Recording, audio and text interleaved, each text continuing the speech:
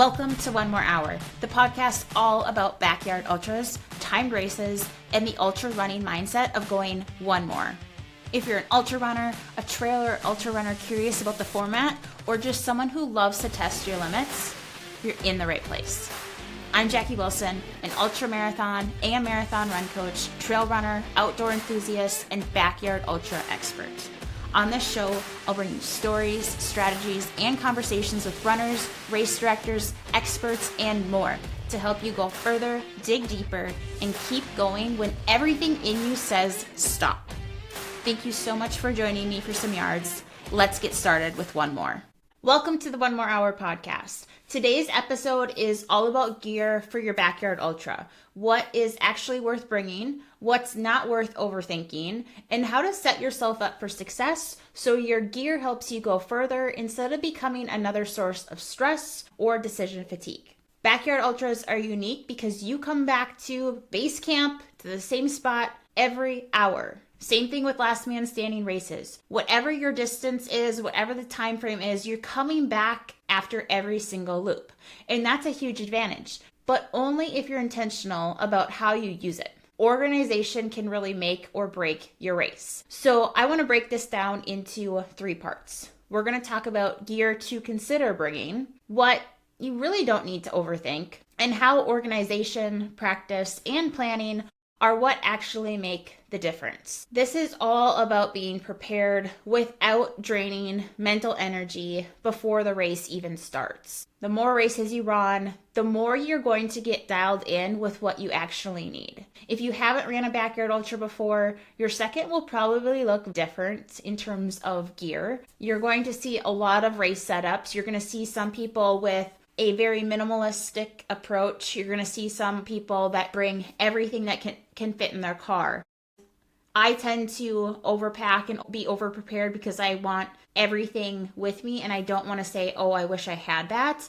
But I also have had those feelings, and time after time or race after race, I fine tune what I actually need and what I don't need to bring 10 pairs of shorts or whatever it is. So you will get better. You will get dialed in. You'll get ideas from other runners. I hope this episode gives you some ideas, as well as the conversations that I have had with other runners about what their setup looks like, what they're bringing, what they don't think is necessary or as big a deal. And I hope that you can figure out what works best for you. So part 1 is backyard ultra running gear. What to consider bringing. I'm not here to tell you that you need to bring everything on this list, and I don't want you to go and spend thousands of dollars on gear. This is just about options. They're not requirements, and I'm not going to run through literally everything that I have on my own packing list that has evolved over the years of running backyard ultras. And I also kind of have a couple different packing lists based on when my race is. If it is in the middle of summer, hot, humid, I had a race over 100 degrees in Minnesota. Dew point was almost 80. That packing list looks very different than the backyard ultra that I run in October, when the temperature can be below freezing in the evenings, in the morning, and we might not get very warm, but we could also get very warm in the afternoon. So it all depends, and I like to just have different options for each scenario. Again, something you will get better at the more that you do them and the more that you run races. So base camp, athlete village. Every race is going to have one. Some races also have a self-supported runner area. Some also have tents set up for if you do not have crew, you can set up in this area. You can have a chair and then usually like a 3-drawer system or a cooler or something. They don't want you bringing everything and taking up a ton of space, but this is an option for those who are self-supported. It's usually right by the start, by the bathrooms, by the aid station, if the race is also providing an aid station. So when thinking about your home base, again, you are coming back to the same place every loop. This is your reset zone. So this might include a tent, some kind of canopy. A lot of people, at least in the United States, up in the Midwest, use ice fishing houses, camping tents. Depending on the race, if like you're by a parking lot, you could use a camper, you could use your vehicle, you could use like the camper vans, a lot of different ways that you can set up camp. I just want to give you ideas. Bring a chair. Some people like the anti-gravity chairs. Some people prefer a bag chair. It's all based on personal preference, and you might have to test out a couple of different options. A blanket, a sleeping bag. Think about what the weather is like at night. It's also harder to regulate your body temperature. So it is good to have an option like a blanket to throw over you when you are waiting for the next yard to start. Bring extra towels for rain, for sweat, for dew, for foot care. Also, think about how you want everything to be set up. Again, I am a type A organizational freak. I plan everything out ahead of time. I have a list that says these are the things I need to do when I'm setting up camp.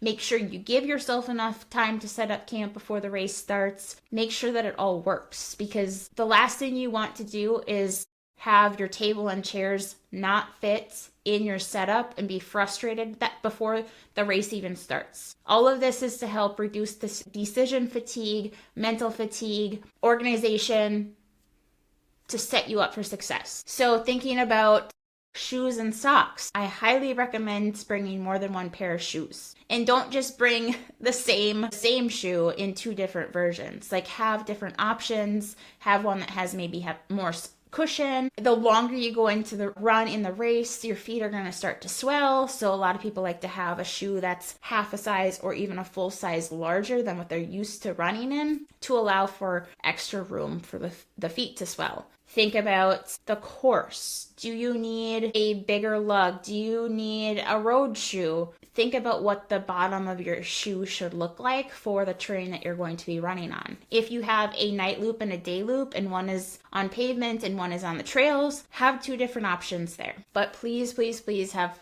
at least two different options. Have a backup pair, because it does feel good to change your shoes. Socks, like, bring extra socks. I cannot emphasize that enough. And have a routine. We're going to talk about that later, but have a routine with how often you're going to change your socks. You might want to have a couple different options in terms of thickness. If you use toe socks, your feet are going to change over time, so give yourself options. And if you've never ran that far before, like that's one of your goals, you don't know what to expect until you're actually there and you've experienced it. And again, the more backyard ultras and races, ultra marathons that you run, the more you're going to experience different things and realize, okay, I need to add this on my list for next time, or I need to make sure to bring this or do XYZ for the next race. Blister care is also very important. You can prevent foot issues, but a blister never gets better.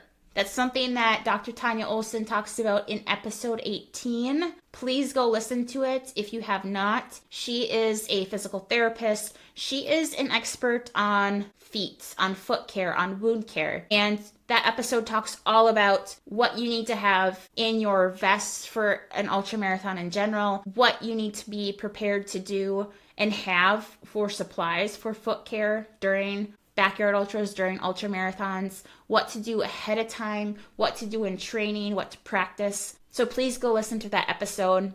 I also talk about foot care with Natasha Swartley. She is episode number 6. So she has worked at destination trail races, and I feel like she's all over the place.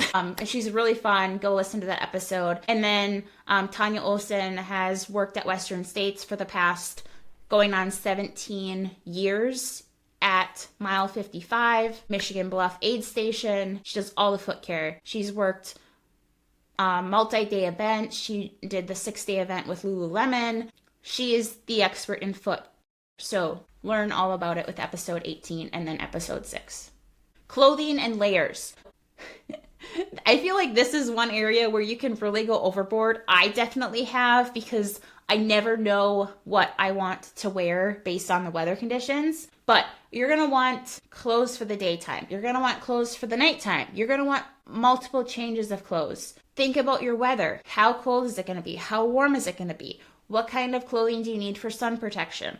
What kind of clothing do you need if it's a fall or winter race? Is it Is there a possibility for rain? Is it going to be windy? Is it going to be snowing? Is it hot and humid? Is it going to be full sun? Is it going to be cloudy? Prepare accordingly. But also remember to bring warmer clothes because your body has a harder time regulating temperature the longer you are running. So although 60 degrees may feel very warm for you at night, after running for 12, 24, 48 plus hours, you may be chilly, especially if you're covered in sweat. So think about different options. I mean, you don't have to bring a dozen pairs of shorts unless you're expecting to wear shorts the entire time and you want to change every 6 hours or 4 hours and you expect to run that long. But it's very individual in what your needs are and what you're going to be wearing based on the weather. I would have a rain jacket or a windbreaker along. The one thing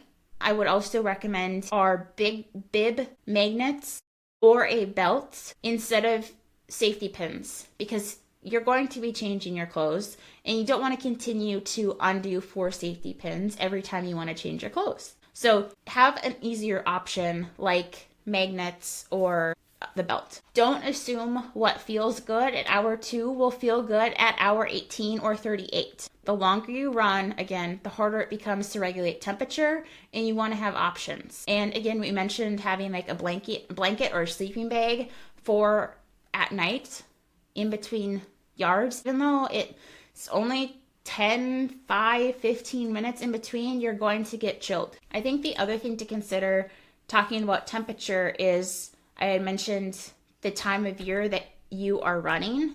I'm going to be changing my clothes a lot more frequently in the summer because I want to reduce the likelihood of chafing, and I'm going to be applying chafing cream, Salty Britches, squirrel's nut butter a lot more frequently since I'm a heavy sweater than if I'm running an October race when it's cooler and I'm not sweating as much. So think about that as well. Fuel and hydration is huge. This is another area where I guarantee you will overpack because you want to have options because you never know what's going to sound good. You can practice it and you should practice nutrition, but I will tell you, some days I can eat Morton's for the entire race. Sometimes I do not want them and I want fruit snacks or I want lemonade or whatever it may be. You just can't predict what's going to sound good on that day. So have options and have a good quantity of the things that you typically use. Now, there is the point where, like, even if you're not hungry, you don't want to eat it, like, you still need to. But there's also something to be said about finding what you are enjoying so that you can go further in the race and it's not mentally degrading or anything. So consider multiple fuel types: salty, sweet, liquid, solid, hydration mix options, plain water access, electrolytes, food other than sports nutrition. Remember, this is one of the top 3 mistakes that runners make in the backyard. I would say in ultra running in general, but it's very frequent when runners are going from marathon, road races to trail running to ultra running to the backyard is the fact that they rely or try to rely on sports nutrition alone, and it doesn't end very well. How are you going to be carrying your fuel and your hydration? Flasks, handheld water bottle, a vest. Make sure that you have a couple different options there. And again, the beauty of the backyard is if something stops working, you can pivot. You have alternatives available and you have them available every hour. It's a huge advantage. Thinking about night running, you're going to need a headlamp or a waist lamp. I personally have loved the chest lamp.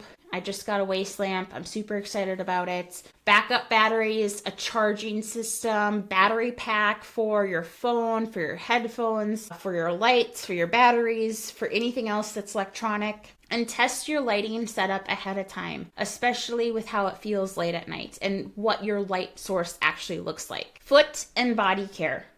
This is a non-negotiable. We've talked a lot about foot care already, so go listen to those 2 episodes with Tanya Olson and Natasha Swartley, episode 18 and episode 6, to learn about tape, blister supplies, all of the things that you need for foot care. You should also have some sort of chafing cream or anti-chafe stick. I love Salty Britches. It's For more harsh conditions, squirrel's nut butter is also a great option. There's lots of different products out there. So figure out what works best for you, but you have to practice it and you want to know the life of the product for you. Is it going to last 4 hours for you? Is it going to last 12 hours for you?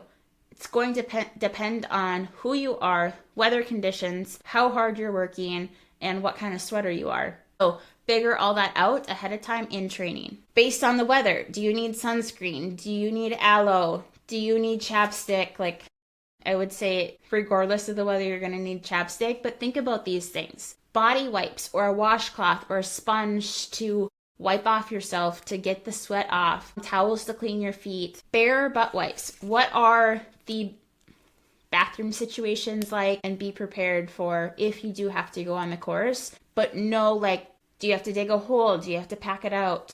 What is your course requiring? Do you use something like BioFreeze or spray on relief, some kind of muscle spray or cream or roll on? Toothbrush and toothpaste. I highly recommend brushing your teeth during the race to get all that sugar off, feel crushed, and it's kind of like a reset. Eye drops. Do you have contacts? You need contact solution. These are very minor things, but they prevent big issues. Comfort and recovery options are optional, but helpful. So do you have a massage ball or a massage gun or a foam roller that you enjoy using? A yoga mat for stretching, for laying down, compression sleeves, compression socks, wet wipes, change of shoes just for camp.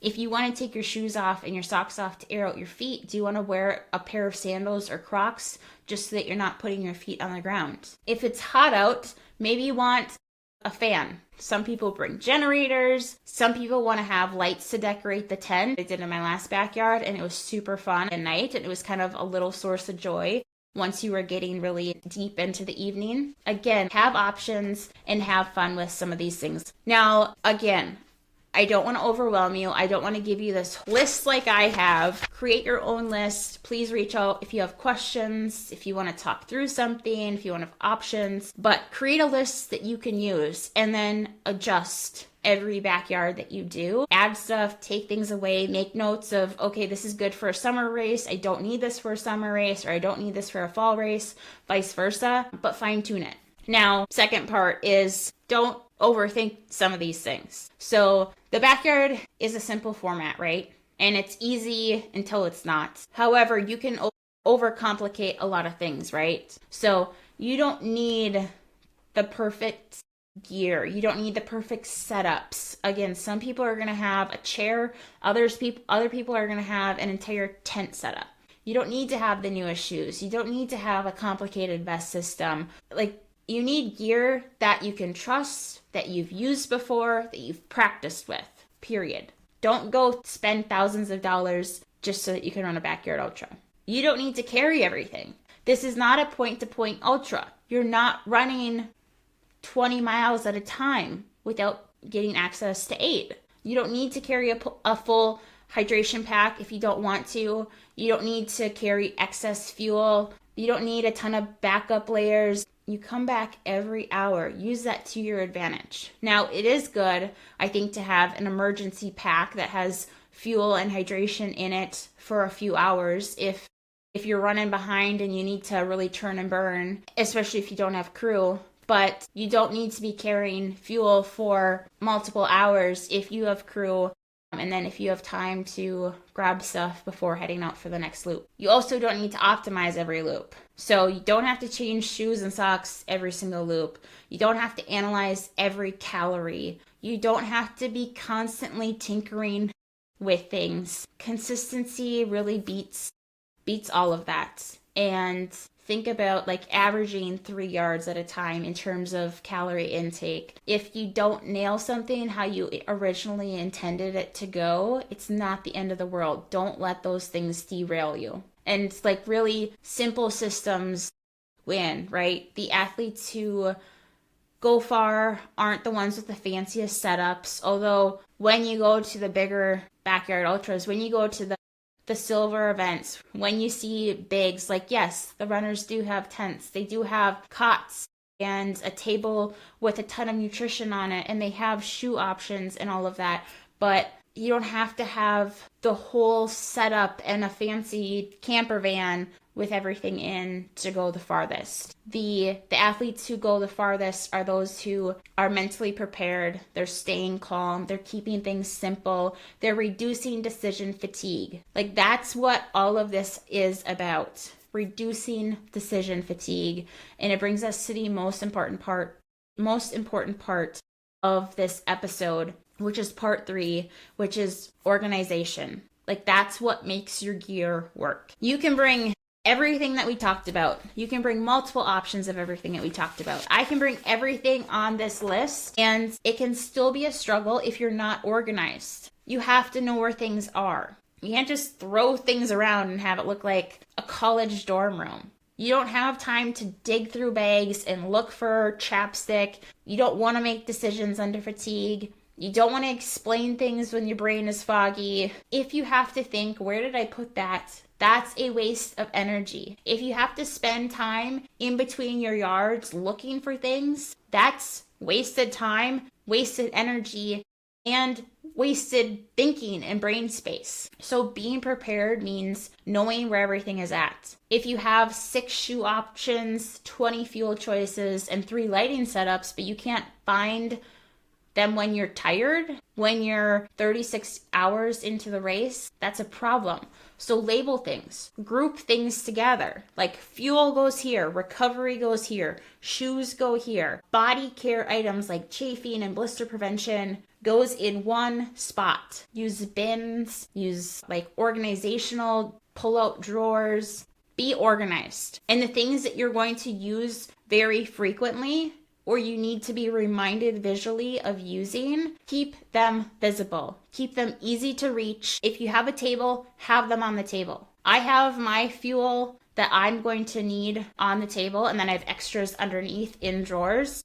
But I also have a section of chafing. I have a chafing stick. I have Happy Toes, squirrel's nut butter, salty britches with a baggie, chapstick, KT tape, a scissors, some bobby pins, a new hair tie, little things like that that I need to be using frequently right on the table so I can see it. If you have crew, they need to know where everything is. You need to show them where things are and how to use them. I don't want to get into too much detail here because we talk all about crew and being self-supported in episode 9, so go listen to that. But if you have a crew, they need to know where stuff is. That's part of the benefit of ultras, is they should not be asking you, where are your extra socks? Where is this? They're there to help you and to support you and reduce that mental fatigue by knowing exactly where these things are that you should be using. Gear only helps if it's accessible. Being organized also reduces chaos at camp. So minimize movement, minimize searching, minimize thinking. Have stuff around you. Make sure you can get to your chair, but have your shoes and your socks right next to you. Have the other side be your table with your foot care and your fuel right there so you can grab stuff. If you're self-supported, you don't have to be standing, moving around the entire time.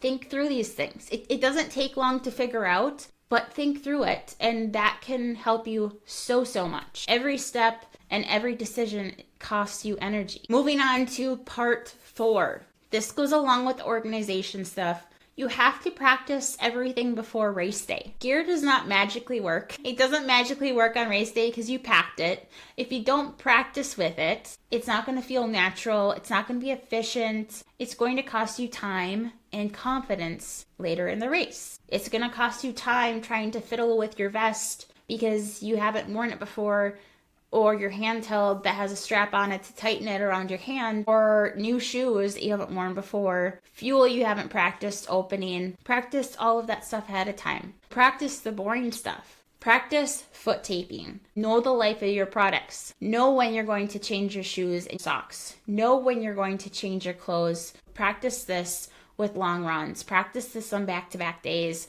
on tired legs, bad weather days. You don't choose weather on race day, so practice these things when it's raining. Figure out what's going to work and what's not going to work. And practice fueling beyond just eating. It's not just what you eat, it's how packages open. Some packages are very hard to open, even on like physically sitting right here. Some are hard to open. But now add fatigue, cold hands, a little less mental capacity. It can be hard to open things. Practice eating while walking. Practice switching fuels if something stops working. Practice staying consistent with fueling when you're not hungry. If it feels awkward in training, it's going to feel impossible in the backyard. So practice these things. Episode 4 is with Kayla Fitzgerald. She's a registered dietitian who works with runners. She loves building race day nutrition plans. But the number one thing is it has to be practiced. And she says that you need to have your race day nutrition plan built for you at least 2 months in advance so you can practice it and figure out what works and what doesn't, so then you can adjust.